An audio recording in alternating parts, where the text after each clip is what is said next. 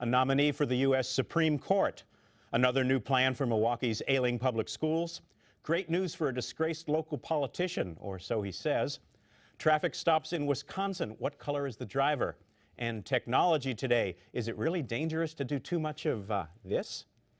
Welcome to Interchange. I'm Rick Horowitz sitting in for Dan Jones, and I'm glad you could join us. Plenty to talk about today, and here to help us sort it all out, he toils in Madison as an aide to Republican State Senator Mary Lozick, Kevin Fisher.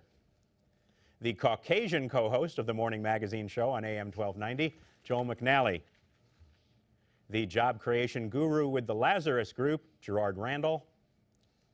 And the publisher of Third Coast Digest and Vital Source Online, on computers everywhere at thirdcoastdigest.com. Welcome back, John Ann Willow.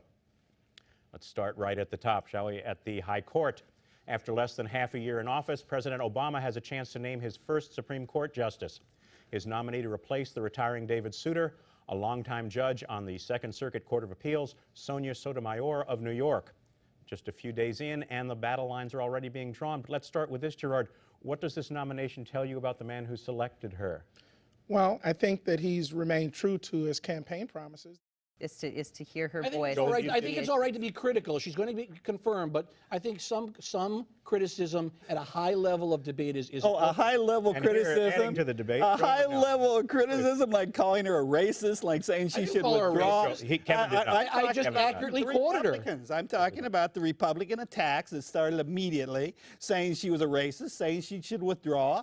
You know, those angry old white men that represent the Republican Party. Let me ask you about that. There seems to be something of a pullback on the part of some of the Senate Republicans. John Cornyn yesterday in particular saying that the comments from Limbaugh, from Newt Gingrich were wrong. It doesn't sound like the Senate Republicans are looking for that level of I would hope that Senate Republicans are a little uncomfortable being represented by Rush Limbaugh, Newt Gingrich, and Dick Cheney, who seem to be the spokesman for the Republican Party these days. So nearly half of that body are made up of new members that I think should be a little taken aback by someone else coming in saying, give them a chance to see how they can make a difference with this operation before you want to bring in some other group that has no real authority to make the change. Kevin, the mayor was asked whether this is a prelude to a takeover of the schools, of MPS, and he said, this is not part of this right now. And you focused on the same words I focused on. Always worry is like right in life when someone gets a vote of confidence. You know, you always worry about someone saying, "Well, no, this is not going to happen." And this wasn't even that. This probably will now is going to happen. I don't understand how this can help. I mean. There hasn't been a clear line drawn between the data collected and how that data will be analyzed and to what result, and how that and how get good information out of it. Half a plan rather half a plan. Than a if plan. it's a whole plan, that's one thing. Okay. Moving on. Finally, a little segment I like to call These Modern Times. It's a chance for the five of us to rail against all that new stuff while the students running the cameras laugh themselves silly at us. Anyway, did you happen to see the story the other day about the dangers of too much teen texting?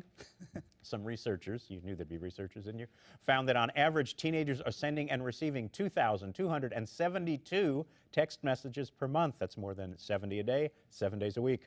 It's ruining their sleep, these experts say. It's messing with their attention spans and even keeping them from becoming properly independent of their parents. Joel, do you ever think your thumbs could get you into so much trouble? When I was a kid, the big threat was comic books. You know, this is the latest version of the comic book plague. Yeah, and Elvis, and so.